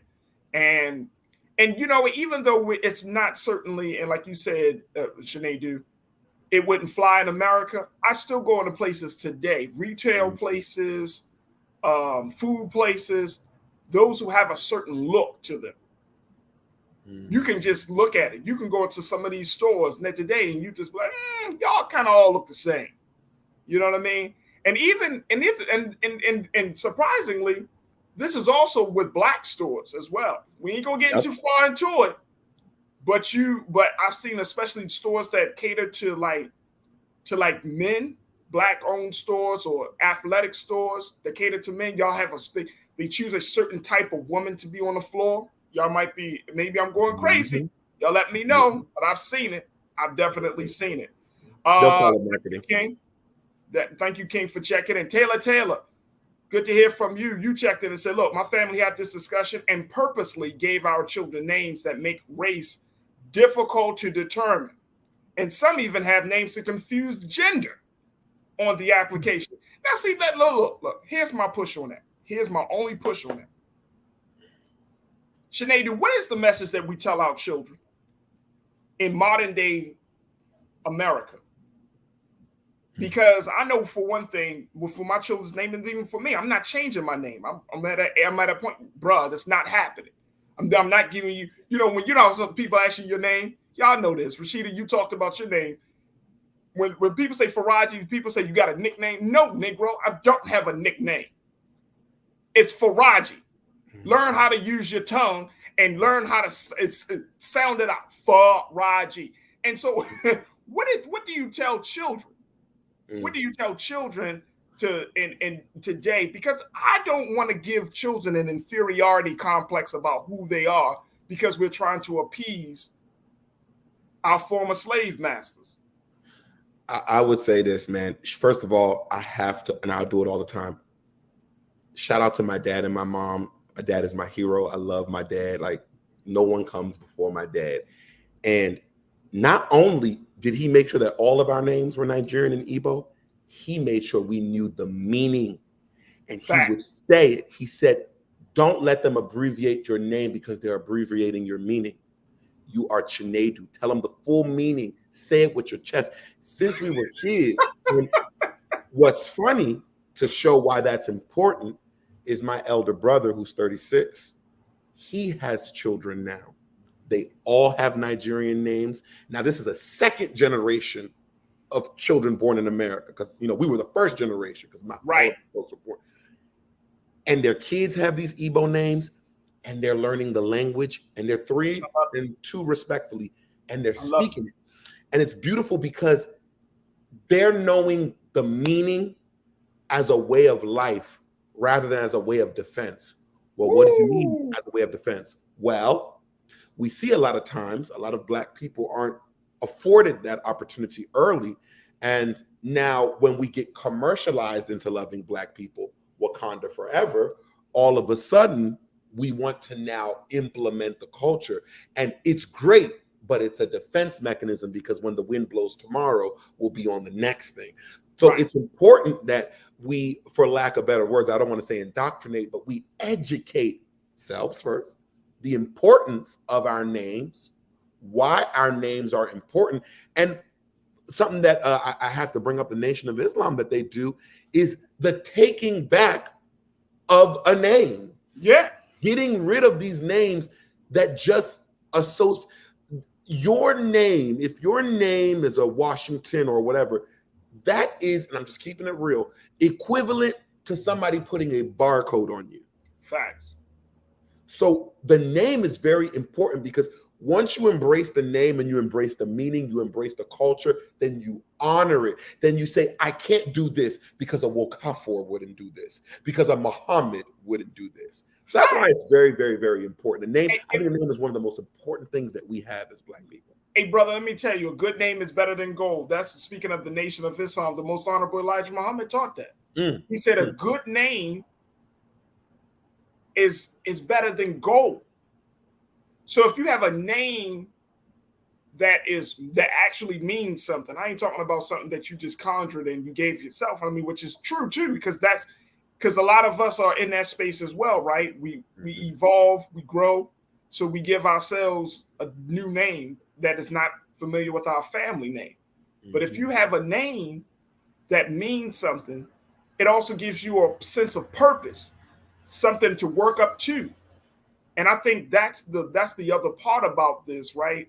That's why I think this is such a damaging thing when you're talking about just the simple thing of denying your name on an application for a job. That's damaging. That you have to feel like you can't be your whole self because of a job who don't even care about your name because, you just another piece of the machine there. You know what I mean? It's not even that deep. It's not that deep. Target shouldn't be doing that. Please. You should be happy to have people with diverse names to show the background and the power of Target as a brand. It shouldn't be. But again, if you go into some of these states, Wisconsin, North Carolina, and you trying to work in some of these neighborhoods, right? Whether it's white communities or Black communities or Latino communities, racism is such a poison that it affects all. It affects all in one shape or form. All right, let's go back to the comments very quickly. Danita, you checked in. Danita, always good to hear from you too, sis. Man, always. I'm so happy to hear from my culture crew, man. Danita said it all depends on who's looking at that app. Target may have an inclusive standpoint, but who are they hiring that's making these decisions? Facts. Can I touch on that real quick? Sure, bro. Go ahead. Talk about that at work all the time. It's no point if you have a VP of DEI that's Black, if you have 3 exec members that's DEI that's Black, or 3 VPs that are Black, or 3 managers that are Black. If talent and acquisition isn't diverse, all of those progressions mean nothing. They end up becoming just blanket statements, if you will. Wow. There it is. Danita, thank you so much. Mike V, you checked in. HR flags ethnic sounding names, and if they can't go by name, they go by zip code. They flag you. They flag redlining zip codes. This is the intersectionality of DEI and HR software development, Farajii. Is that true? Yes. Damn. And let me think about this, folks. Okay, so you got to go through all these hurdles just in applying. Boy, if racism ain't a mother, Just think about this, folks. Mm-hmm. Don't let nobody tell you that being black in America is easy. Like, if you put down just your name and the place that you live, Mm-hmm. you already got 2 to 3 strikes on paper for something you didn't. Your name is given. You chose the place because it was probably the best place according to your budget and to the needs of you and your family. And they are already like check marks against you, X's against you. Mm-hmm. I remember a police officer told me, police officer friend told me one time, we were just talking and I was looking at showing him my ID, and my friend showed him his ID. And, you know, my folks live in Upper Marlboro and I had my parents' home address on it. And the name, he said, let me tell you something. Your street name sounds less dangerous because when your streets are named after trees or stuff like that, those are really acceptable. But when you have the avenues and the ways and the numbers, the 25th, the 106, right? People which are you serious? Yeah. Hey, look. What is? And I'm not from Miami. I got my uncle and aunt that lives down in Miami. They got a place down in Miami that sounds so majestic, but it's one of the most. Oh my gosh, the name escapes me. If y'all from Miami, y'all tell me a couple of names. It's not like Shady Side or something. It sounds like something like in that range. Like you like, oh, Shady Side. It sounds so beautiful. Mm-hmm. Probably one of the most challenged neighborhoods. I remember because specifically in Miami, they got those places. Because again, and that's interesting, but that just goes from like oh my gosh, that's crazy. That is crazy. Yeah, I'm gonna have to look up this area in Miami specifically because those definitely, like in Baltimore, and man, please.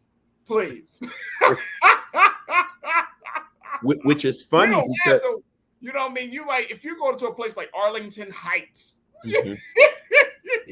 we have a place in Baltimore called Park Heights, mm-hmm. and Park Heights. Depending, literally, and I'm not joking, folks, depending on what side of Park Heights you on, you could be in the hood side or you can be in what they consider to be the Jewish community. Mm-hmm. Jewtown. Mm-hmm. But the reason why this is all a human construct, I used to always tell people this because in PG County, we have Capitol Heights, you know, and for those who are around it, they're like, oh yeah, that place is ghetto, it's urban, yeah, that's where the ghetto people. But remember, at one point in time, there was only white people in that area. Right.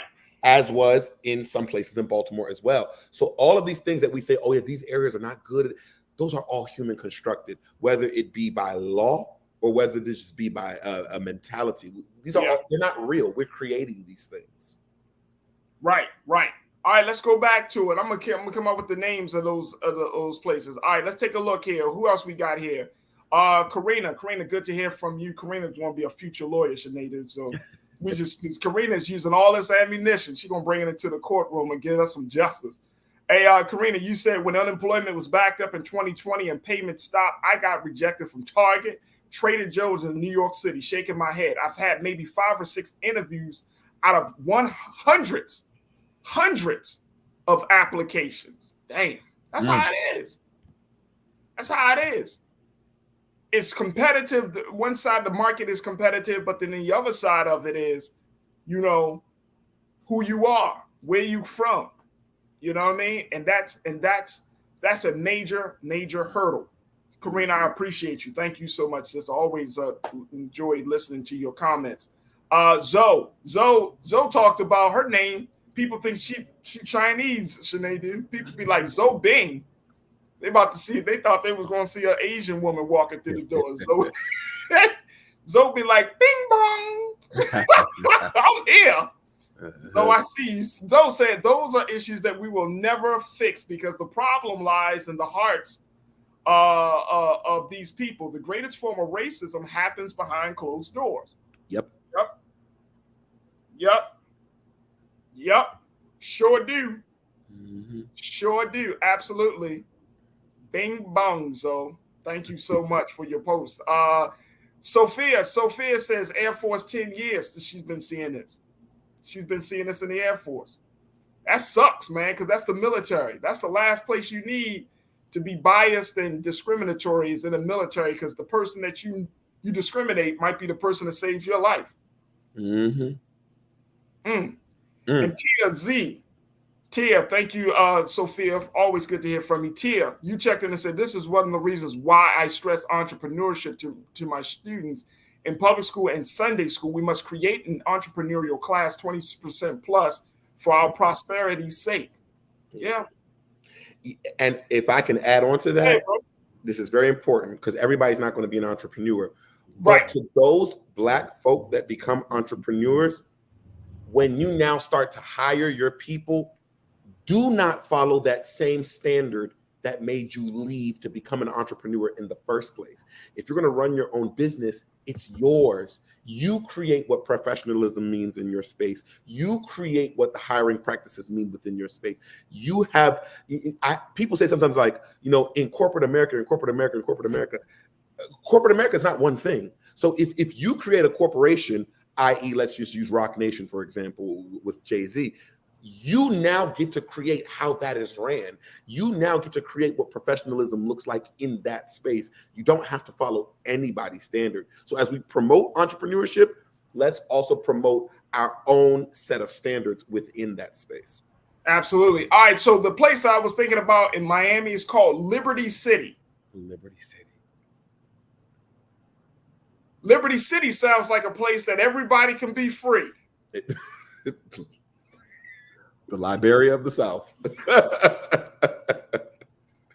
Liberty City sounds like you're going to be able to exercise your right to be who you are. And it's considered to be one of the most dangerous places. I don't know if it's still considered to be dangerous. I just Googled Miami violent neighborhood. Liberty City popped up first. Jeez. like, damn, you can't even be free in Liberty City. All right. And Janae, you checked it. Wait a minute. My man Keenan, engineer, he said, bruh, Liberty City is wild.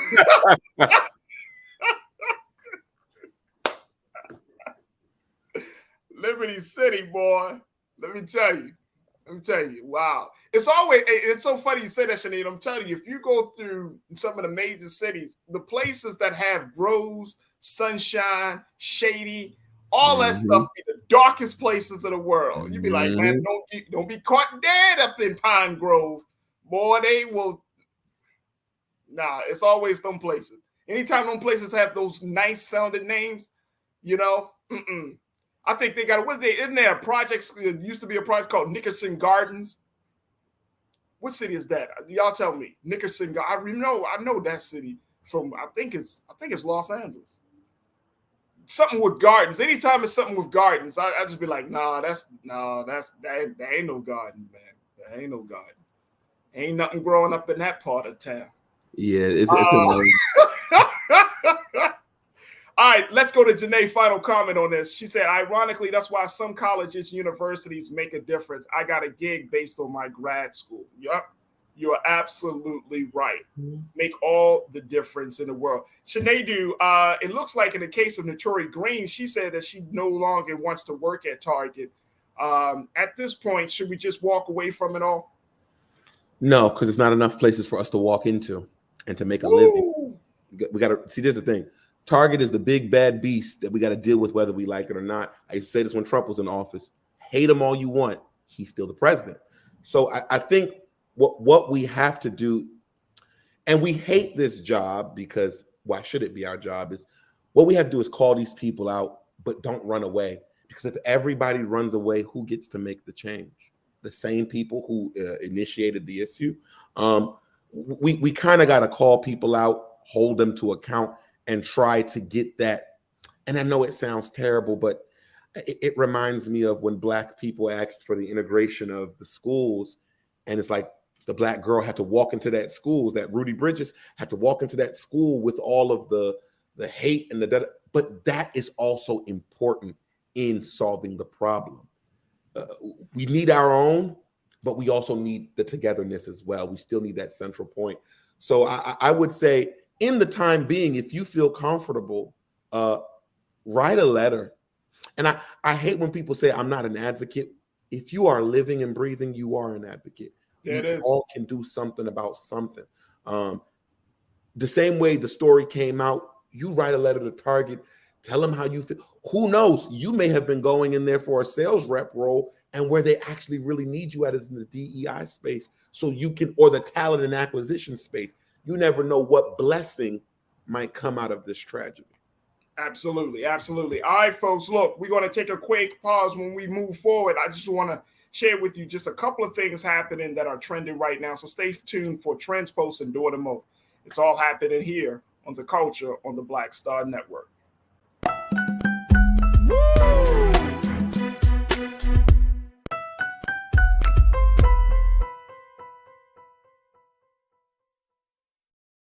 Hi, I'm Dr. Jackie Hood Martin, and I have a question for you. Ever feel as if your life is teetering and the weight and pressure of the world is consistently on your shoulders? Well, let me tell you, living a balanced life isn't easy. Join me each Tuesday on Black Star Network for A Balanced Life with Dr. Jackie. We'll laugh together, cry together, pull ourselves together, and cheer each other on. So join me for new shows each Tuesday on Black Star Network, A Balanced Life with Dr. Jackie.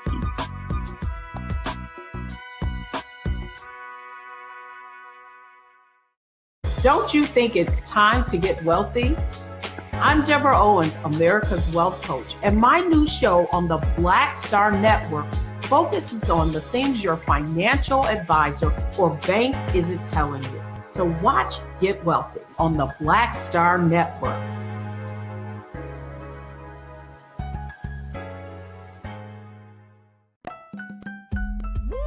We're all impacted by the culture, whether we know it or not. From politics to music and entertainment, it's a huge part of our lives, and we're going to talk about it every day right here on The Culture with me, Farajii Muhammad, only on the Black Star Network.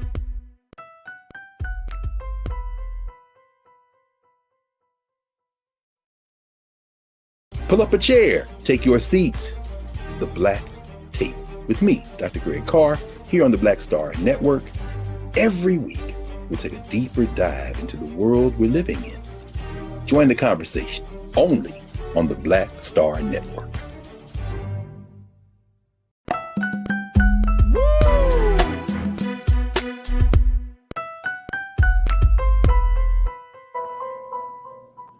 All right, folks, it's time for Trends, Posts, and Door to Mouth. Let me just say, boy, I really appreciate Sinead very quickly. I just really appreciate our viewers just interacting, engaging with them on YouTube. Boy, they got me cracking up. Y'all got me dying over here. All right, let me just tell y'all what's trending right now. First and foremost, can we give a big shout out to Bo Jackson? Bo Jackson. Where's Sinead? I need my brother Sinead. You have to jump off? No, okay. There we go. My brother, look, check this out. Bo Jackson did something. Now, Bo knows a lot of things. I think a lot of people still kind of go back to that commercial board. That made him an icon. But Bo Jackson did something that I thought that definitely needed to be acknowledged, which is he decided that after the Uvalde school shooting down in Texas, that he was going to put up his own money to pay for funeral expenses for the Uvalde school shooting victims. Yep. He presented the governor of Texas, Governor Greg Abbott, with a check for $170,000 to help out the victims of families. So, as he said, they would have one less thing to worry about as they grieved. Now, this is according to the governor. According to the mayor of Uvalde in Texas, he said, quote, and this is the Mayor Don McLaughlin. He said, the true spirit of our nation is Americans lifting up one another in times of need and hardship. We are truly grateful for the generosity of Texans and Americans like Bo Jackson who have stepped up to help in the aftermath of the shooting at Robb Elementary School. When we asked people to support the Uvalde community in the days after, Bo did not hesitate in reaching out to my office to offer his help to the grieving family. So I really appreciate that. I also appreciate the fact that when a Black man is able to give something, especially for a predominantly Latino community, Brother Sinead, that's big to bridge the gap between the Black and brown community. Absolutely. I don't want that to go unacknowledged.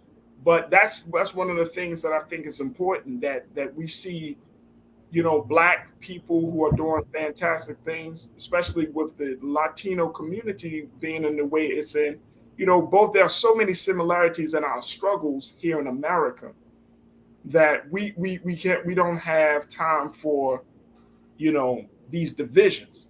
And so big shout out to Bo Jackson for doing the important work of supporting victims, especially after horrific tragedy like that. Here's the last thing. Sinead, are you a Black Panther fan? The movie?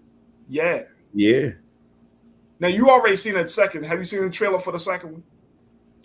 Yeah. Well, check this out. Apparently now I showed the trailer to you on Monday, folks, but apparently this stuff just saw trended.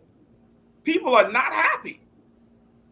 They are not happy with Black Panther right now. And this is going to be an interesting place for Marvel to be in, because people have now created a hashtag recast T'Challa. Because now,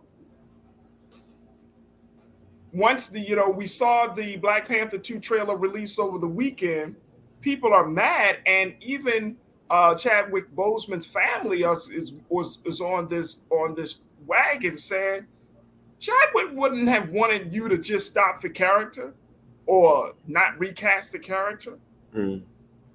Chadwick Boseman's brother has posted.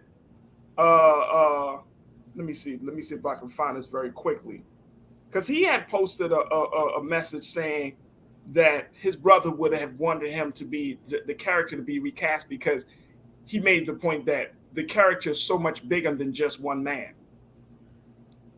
So I don't know. I mean, like in the trailer, it still showed that the Black Panther is coming back, but I think it's going to possibly be with Shuri, the sister, and not with another man to play the role. But I've been saying this, folks. Should have casted Aldous Hodge. Now we're going to see if Marvel takes it. There are only a few movies that have actually changed as a result of feedback from watchers. There are only a few movies like that. Sonic, my son loves Sonic. Anybody else loves Sonic? I love the Sonic movies, right? Remember when they first dropped the first Sonic trailer? People were scared of Sonic. People were like, what the hell is that? They literally went back, reanimated Sonic, and pushed the movie back by like 5 to 6 months. And then they released it, and it became a huge success. Y'all remember that? I don't know if Marvel is willing to take that risk. What you think, Sinead? I think somebody had told me this before. Well, first of all, let artists do what artists do. Right. I think people don't realize how important Chadwick's role as T'Challa was, not just T'Challa as itself. And I think it's very commendable that they did not recast it, out of respect and honor to him. And again, many people act many roles, but it's rare that you see somebody really encapsulate a role like that. And I think his family, I respect them saying that, that's what Chadwick would have wanted.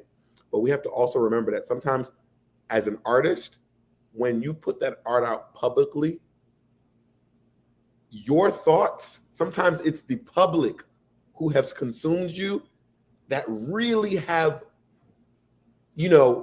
thoughts and sayings and beliefs and feelings about what they feel. And also, can we not forget that at the very end of the movie, when Chadwick was still alive, they were alluding to the sister becoming the next Black Panther anyway. Yeah. Where they were going to kind of spin it off into kind of Black women, Black queen type of thing. That makes sense. So listen, after watching that movie, which gets 10 out of 10, I trust these directors and writers. Let's see what it is first. Because the funny thing is, you trust Ryan Coogler. Yes, Ryan Coogler. He don't miss. Bro, the brother don't miss, man. The man knows how to direct and make movies, man. Keenan, you got a couple of tweets. Let's show some of these tweets, bro. This is from Godwin Biju. He said, no matter what, Chadwick will always have a place in our heart. He's our Black Panther, but the show must go on. It's not about dignity or respect or disrespecting the character.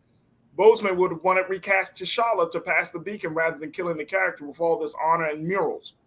I don't think they kill. Like I said, they're not killing off the character. I don't think people are going to be happy that Shuri will be her character. Will be maybe the new Black Panther. We don't know. It could be a situation though, for real, because this is such a major situation, major franchise, that they have already recasted T'Challa. We don't know. I don't know. But that's interesting. Now people are like, hey. We need it. Before nobody can play Black Panther like Chadwick Boseman. Oh my gosh, he is the only. You know how many Supermans there have been? Even after Christopher Reeve died, they still casted Superman. How many James Bonds there have been? That's true. How many Spider-Mans? We just saw that in the last Spider-Man installment. They just multiversed and metaverse something. They did something with the verse. I mean, they do this for characters. I think there have been a number of Black people that were pushing it like, oh no, you can't do it. But it's a movie, folks. It's a movie. So we will see how that situation pans out. But my brother Shanadu, my diversion, equity, and inclusion specialist, I appreciate you, man. Man, it's been far too long. I'm glad to be back. It's been far. You went to Trinidad. Yeah. You went to Trinidad. How was the trip? It was hot and the food was good. There you go. I sound like Baltimore right now. Absolutely. My brother Shanadu, always putting in the work. We love your insight and analysis, brother. And I'm happy that you're back home. God willing, we'll be chatting again sometime next week.